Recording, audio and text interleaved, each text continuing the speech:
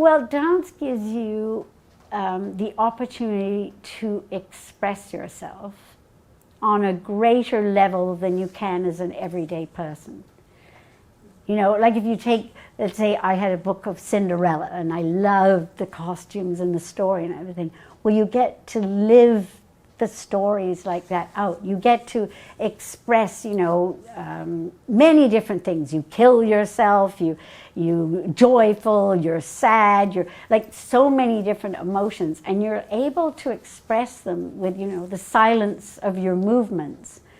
And it's a bigger experience than you have in everyday life. You feel those things, but it's bigger, and you get to dance to this incredible music. And so, you know, the Prokofiev score, the Romeo and Juliet, I mean, there's nothing like that. Like, that's a pretty big high.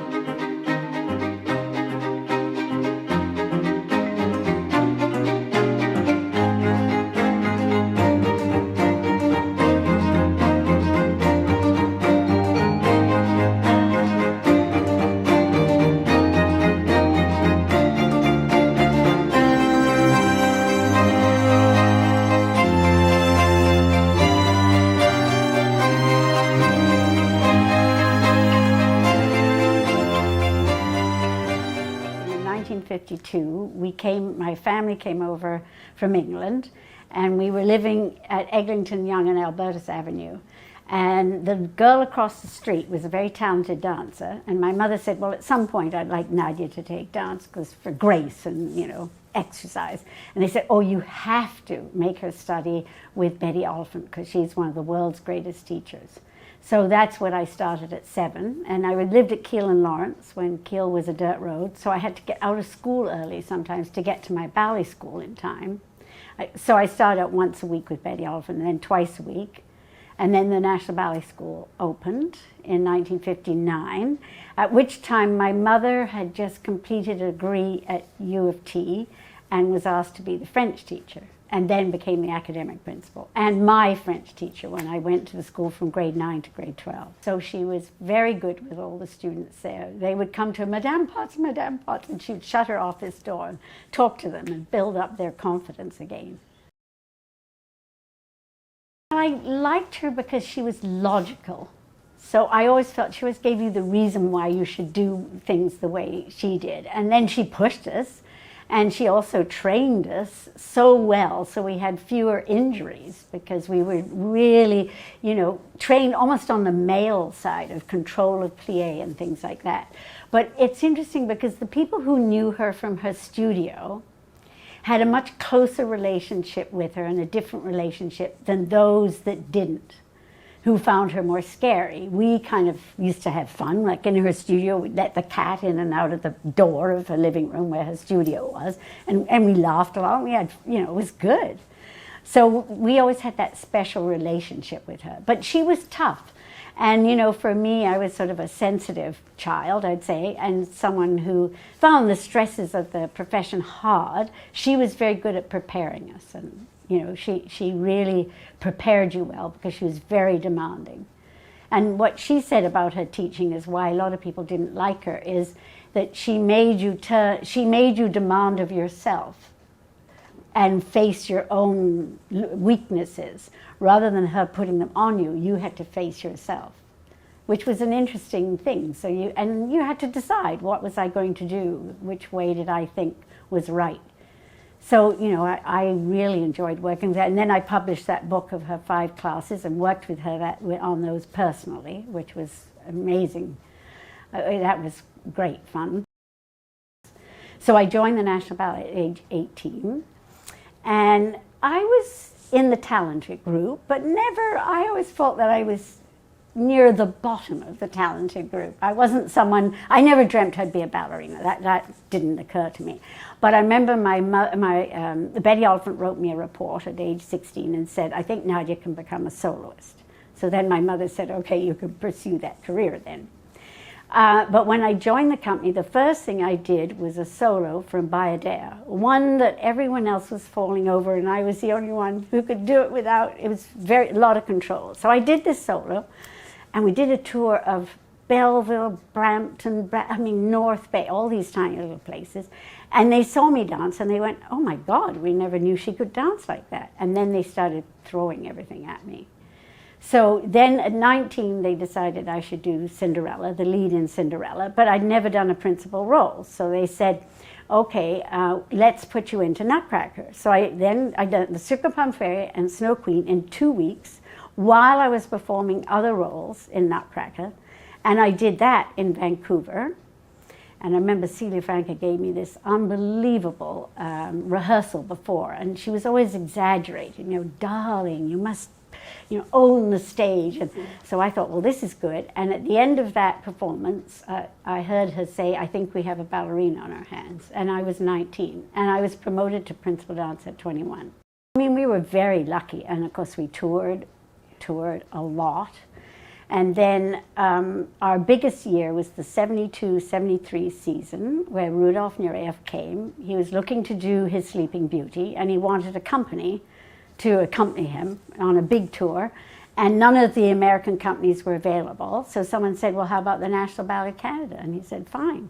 Then he wanted to bring his own ballerina, but they said, no, you have to dance with our principal dancers. And so we did this. We did 198 performances in one season.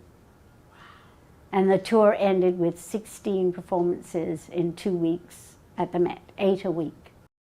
Our biggest influence was Rudolf Nureyev. And he, you know, we loved him and he liked us. So he came to the National Ballet, and Celia Franca gave him fair rein to kind of direct the company on the artistic level. And he'd worked in other companies who didn't want him because the men were a bit upset about losing some of their jobs, and the demands became bigger on the male dancers at the time. But we came and we just, you know, whatever you want. So that was great. And he coached us. He coached every dancer. That was the thing about him that made him sometimes different from the big stars. You had to do what he said, but he also was very interested in the entire production. I remember once I was doing Queen of the Willies, and he's warming up at the second act, and he said, now Nadia, do this, do that, do this. Audience will like much more. Of course, then I did, and he said, see? So, I mean, he was, and if he agreed to dance with you, then he accepted you. So, as long as you did what he said, but, you know, he accepted you. And he was always fiddling with things and correcting and changing things, like up till opening night in New York with Sleeping Beauty, like suddenly he changed some fairies until it was, that show was perfect. I mean, we had no idea, because Toronto, we didn't get that many companies coming into Toronto. We hadn't seen a lot of outside dancers, none of the videos, no YouTube. And so we kept thinking, oh, Margot Fontaine and the Royal Ballet danced at the Met, and they were a sensation. That's how Margot Fontaine made it, too. So we're sort of thinking we're not good enough, we're not good enough. Some of our coaches were telling us that, too. And so when we arrived there, open night, we became one of the top 10 companies in the world overnight.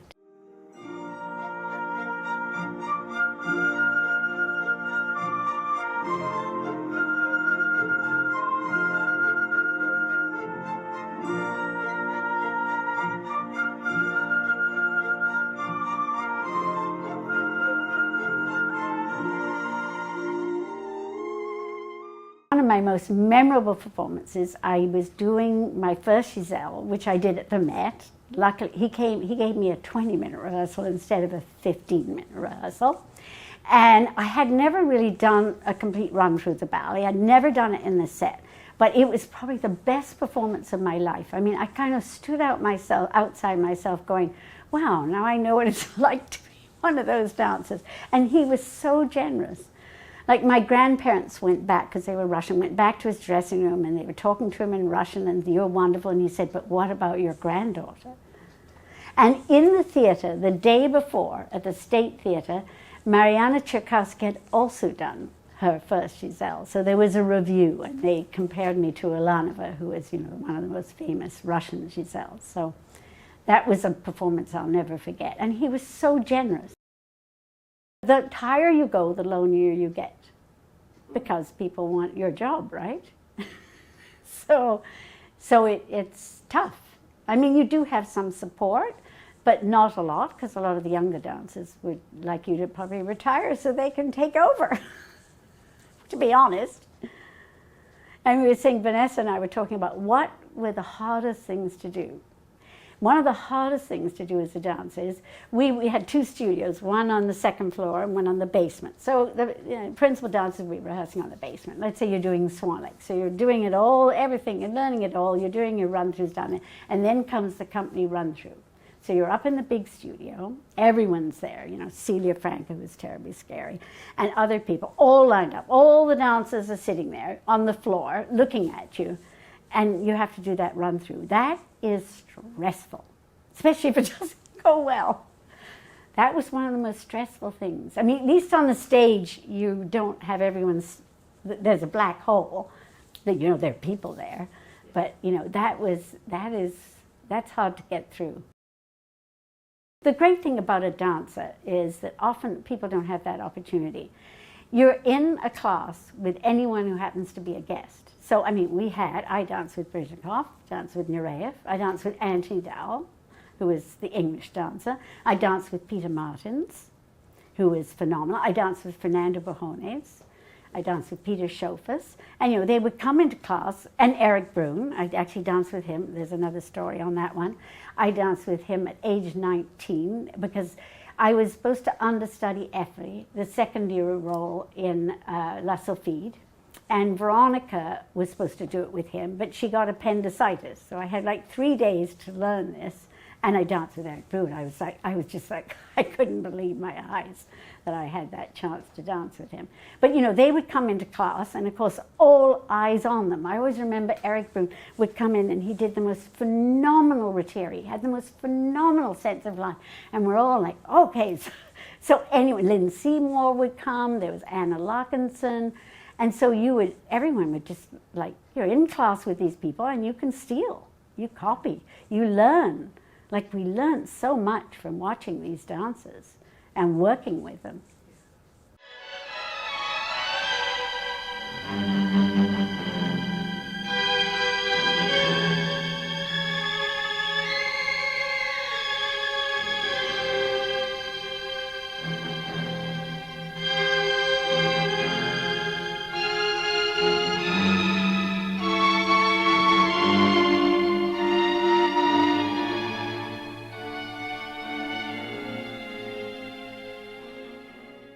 Everything I dreamed of doing as a child, all the ballets I wanted to do, Giselle, I wanted to do Romeo and Juliet, of course, and I wanted to do this ballet Solitaire, and I wanted to do 1 in 5, and and La Sylphide. There were a lot of ballets that as a child I thought, Nutcracker even, I would think, I didn't even dream that big. So it was like amazing that I got there. And then when I was sort of got to be a principal dancer, I'm looking around me saying, well, where were these people? Some of them who were supposed to be more talented than me. But I think in order to be a principal dancer, you have to have some kind of inner strength. Because a lot of people can't deal with the stress of that lifestyle. And a lot of people don't make it because they can't deal with it. So, though I didn't feel I was terrifically strong, I must have been, because I survived. When I left, I never set foot on the stage again. I said, that's it. I've done everything I've wanted to do. I don't want to spoil it. I left, you know, where people thought, oh, she still looks good. And then I knew I wanted to teach. So I started teaching part-time all over the place. And I then was teaching at Ryerson part-time, and it was because I was replacing someone. And the students liked me so much that they said, oh, we wanted to stay. So I did. So I worked part-time, which was good because I got an overview of that dance program, which was very outdated at the time. And then we were at a big meeting, and the chairs of the school said, we're looking for a new program director. So I remember thinking, oh God, I'll never want to be a director. But then I thought, it's daytime work, because when you're a ballet teacher, it's after school hours, and I had 2 young children. So I thought, well, I'll apply for this job. It's daytime. And it's funny, because Lois Smith had her school, right? Remember, she did George Brown, and she told me one day, she said, you know you're going to be director of a program. And I said, oh, come on, Lois. But she must have seen something in me. So I took over the dance program, which the acting program, one of the acting program teachers said, we bought wreaths for the dance program's grave, but now you've come, we have to throw them away. So I had to upgrade that program and gain more students. And then afterwards I changed it from a 3-year diploma program to a 4-year degree. But then I was really lucky because I got Karen Duplessis and Vicky St. Denis. Karen teaching modern and all the history, and you know, she knew everything. And also Vicky St. Denis, who is a true jazz teacher. And so the 3 of us, you know, the triumvirate, I mean, we kind of ran that program and worked together for a common goal. Jack of all trades. You know, they could do modern, ballet, jazz, singing, and acting, and create their own work. So, you know, I think that was the thing that really was our goal, to train the best dancers and to prepare them for the world. Like, they even did a course at the end where they learned to, you know, what would happen if you did your own professional orientation. You know, how would you start your own company? So it was to prepare them. And also I felt with the students that I tried to prepare them for life, for the ups and downs of life. Because I'd say, you know, if you're in this program, you are probably not a level person. You're probably an up and down person. So the good news is, you know, when you're down, you're down. That's not good news, but you'll always come up. And I'd say to them, you know, when you're down, just think of me. There are lots of people who are down. Don't overthink it. You know, don't indulge into it. It's normal. You'll get through it. You'll get through this. So I always try to provide them also with an outlook on life. It was far more interesting than teaching at a ballet school, which would actually probably have been more stressful as well. You know, this way you could do what you wanted as a teacher, you could make your own mistakes, you could see it before your very eyes on students. And we had a much better relationship. They all called me Nadia, and then I worked with the modern dance community, which were amazing. I had much more to learn from them. I'd done my ballet stuff, and I worked with so many of the modern dance community that were great. I learned from Vicky and Karen. We were constantly learning from each other and, you know, discussing things and arguing. We could argue about things, you know. Why would you do that? You know, well, I think I should do it. Like, we were very open with each other. So that was great. I had people to, you know, any decision I had to make. I had a phenomenal chair in Ira Levine and then in Perry Schneiderman, very, very supportive chairs. I couldn't have done it without them, because there was a ballet dancer thrown into an academic setting. It's a bit scary at times when you go into these meetings and, you know, should I say what I think or shouldn't I? And of course the interesting thing in a university, you can say what you think and not get fired, but in the ballet company you could not, absolutely not. We taught the students not to fear creation. And so we'd be auditioning pieces for the choreographic workshop. In the end, there'd be like over 100 pieces auditioning. We had to do it over 3 days, and then we would choose so many of them. And then we were also very good about, when choreographers would come, getting the students in the right works, giving the choreographers what they wanted. We'd be on the phone. We'd do it on a Friday, and then we'd be on the phone all weekend discussing things, trying to make sure every student was in the right place, and the choreographers got who they wanted. And so there was a lot of care taken over a lot of these things, trying to give the students the best possible, experience that they could get. So that was one thing, yeah. And then we did, with the degree program, we decided that the production program had already got a 4-year degree. So it was the acting and dance, and it was very difficult. We had to do something different. So we combined the 2 programs, but the big courses of each year, acting 1, 2, 3, 4, and dance act 1, 2, 3, 4, were big sections, like 12-hour courses with more than that. And then they did courses together. So they did performance history, they did production elements with the production students. We also created a course called Creative Performance Studies for actors and dancers to work together to create their own works. And that was taught by Sheldon Rosen, a playwright. And that was incredible. Again, what it gave the students, it gave them confidence. So they did hard ballet stuff. Like, they were good, they were strong dancers by the time they left. And, did a lot of contemporary work and jazz and everything.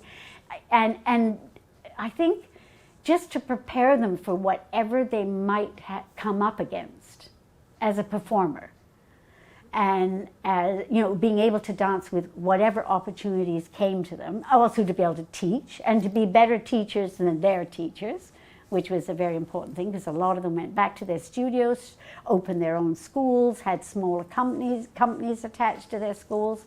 So, and to prepare them as people for life. Any dancer should be preparing for a second career. And that's a good, I knew fairly early on that I was going to teach, that I was a good teacher. And so that was good to know. It enabled me to dance because I knew I could get out of it. I had to, that there wouldn't be an empty person there after you took the performance away from me.